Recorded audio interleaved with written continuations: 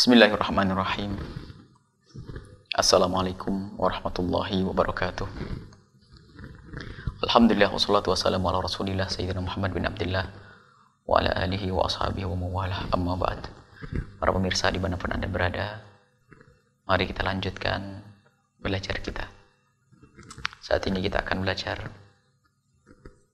atau kita akan beritahu kepada para wanita-wanita apa yang hendaknya mereka lakukan kepada suami mereka untuk menyempurnakan cinta yang ada, untuk menyempurnakan kebahagiaan yang pernah ada,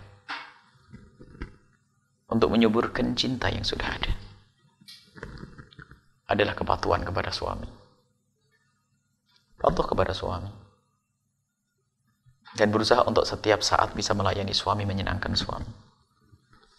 Sampai Imam Bukhari rahimahullah meriwayatkan dalam satu hadis, la yahillu limra'atin an tasuma wa zawjuha syahidun illa bi'ithnih. Tidak diperkenankan bagi seorang wanita untuk melakukan puasa sunnah maksudnya, sementara suaminya ada bersamanya, kecuali minta izin kepada suami. Artinya begitu agungnya hak manusia, hak suami. Bahkan pelanggaran kepada suami adalah pelanggaran yang besar dan besar. Allah akan murka kepada seorang istri yang durhaka kepada suami. Dan perintah ini justru untuk menyempurnakan keindahan, bukan diskriminasi, bukan melecehkan wanita, bukan merendahkan wanita. Sebab pemimpin adalah seorang laki-laki yang wajib memberi nafkah, mengatur. Dan kalau tidak, yang diatur tidak punya prinsip kepatuhan, apa yang bisa diatur nanti? Dan nanti ada kewajiban bagi seorang suami, bagaimana mereka berkasih sayang, berlemah lembut, mengayomi, dan seterusnya. Ini kewajiban suami. Tapi sebagai seorang istri adalah kepatuhan. Sampai digambarkan oleh Nabi SAW.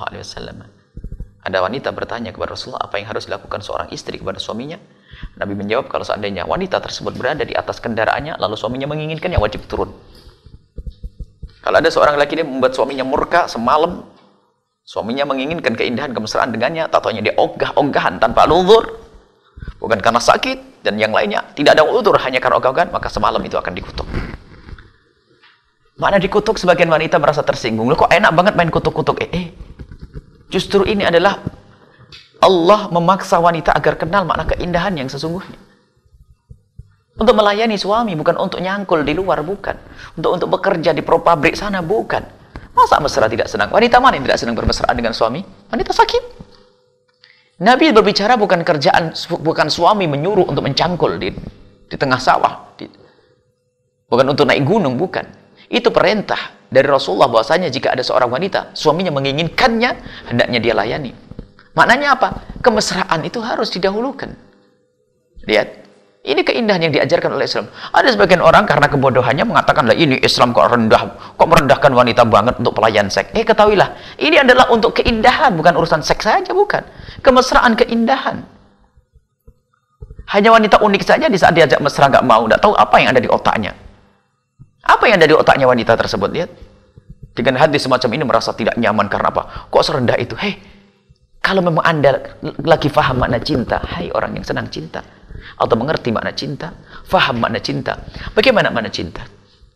Paling indahnya adalah di saat bisa bersentuhan tangan, berbincang, sampai melakukan hubungan yang sangat pribadi dengan penuh cinta. Lah diajak urusan begitu kok mengatakan ini adalah kalimat, ini adalah diskriminasi dan sebagainya. Apa yang ada di benak wanita tersebut? Lihat. Bukan perendahan, bukan untuk bekerja wanita, akan tapi saat itu adalah untuk melayani seorang suami. Lihat, melayani untuk bermesraan dan indah dan indah dan indah. Kecuali wanita tersebut ada uzur, sakit dan seterusnya, ada perkenan dalam Islam. Tidak dipaksa wanita untuk bisa melayani suami di saat sang istri misalnya dalam keadaan sakit. Bahkan kalau seorang wanita dalam keadaan haid pun wajib bisa melayani suami, cuman jangan sampai masuk ke tempat itu. Dengan kecerdasan seorang istri. Mohon maaf, ini majelis mulia.